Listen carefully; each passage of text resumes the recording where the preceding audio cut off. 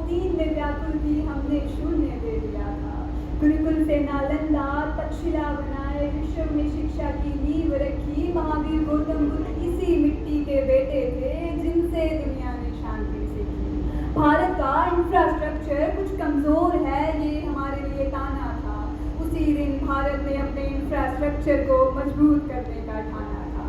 इसी सुनहरे भारत की कल्पना मन में लेकर भारत देश के अति सुंदर राज्य जम्मू कश्मीर में मैं सीरियल नंबर 43 यहाँ पर उपस्थित माननीय निर्णायक मंडल, अतिथिगण, मेरे अन्य साथीगण सभी को नमन करते हुए आज के दिए गए विषय अपने भविष्य के स्वयं को एक पत्र पर अपने विचार लेकर प्रस्तुत हूँ। अपने भविष्य के पत्र में मैं लिखना चाहूंगी, भारत दुनिया का सबसे बड़ा लोकतंत्र, मदर ऑफ डेमोक्रेसी।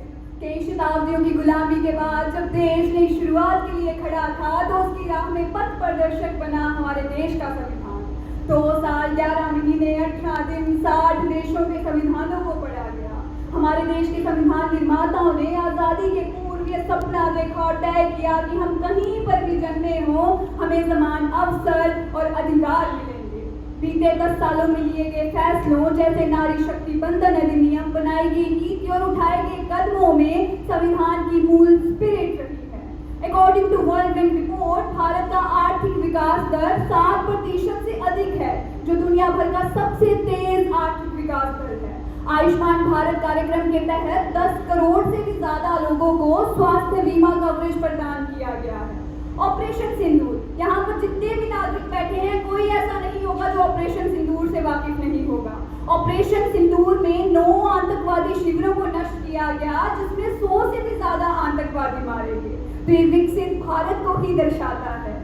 आज के भारत का मूल मंत्र सबका साथ, सबका विकास, सबका विश्वास, सबका प्रयास, ये संविधान की सशक्त भावना का प्रदर्शन है। पहले हमारे देश में 1952 से लेकर 1967 तक एक चुनाव की प्रक्रिया होती थी। उसके बाद ये सिलसिला टूटा और चुनावों में विभाजन हुआ। परंतु एक बार पुनः नीति आयोग ने चुनाव आयोग को एक राष्ट्र एक चुनाव का सुझाव दिया है, जिससे हमारे देश की मोटी रकम की बचत के साथ साथ संसाधनों की भी बचत हो सके। आज का भारत विकसित भारत बन जाएगा, इसको मैं अपने आप से लिखना चाहूंगी। आज का भारत विकसित भारत बन जाएगा, परंतु इसमें युवा वर्ग की भी अहम भूमिका होनी चाहिए। चाहे नागरिक हो, सरकार हो या युवा वर्ग हो, उन्हें अपने कर्तव्यों का पालन करना होगा। सबका साथ, सबका विकास, भ्रष्टाचार के प्रति जीरो टॉलरेंस हो। भ्रष्टाचार के प्रति युवा वर्ग को अपनी आवाज उठानी होगी, ताकि हमारा देश भ्रष्टाचार को जड़ से खत्म कर सके और विकसित भारत की ओर एक और कदम बढ़ा सके। देश की परंपराओं पर गर्व होना चाहिए। देश की परंपराओं को, सांस्कृतिक परंपराओं को युवा वर्ग अपनाने में शर्मिंदगी महसूस करता है। तो इस परंपरा को हटाकर हमें देश की परंपराओं पर गर्व होना चाहिए और देश की परंपराओं को अपनाने में कोई शर्मिंदगी महसूस नहीं होनी चाहिए।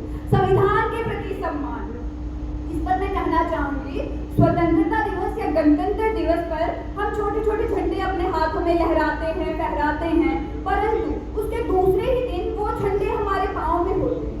क्या हमारे मन में संविधान के प्रति सम्मान बस एक ही दिन होना चाहिए? क्या उसके बाद संविधान के प्रति सम्मान की भावना कहीं गायब हो जाती है? इस पर जरा विचार कीजिएगा।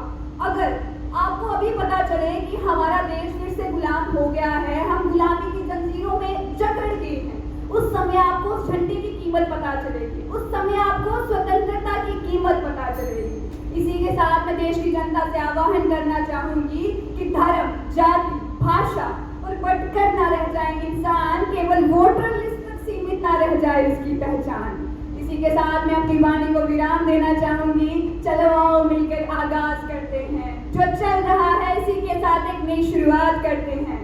एक नए भारत की कहानी हम मिलकर लिखेंगे आज, जहां हर नागरिक बनाएगा अपने भविष्य का ताज, अपने भविष्य का ताज। जय हिंद, जय भारत।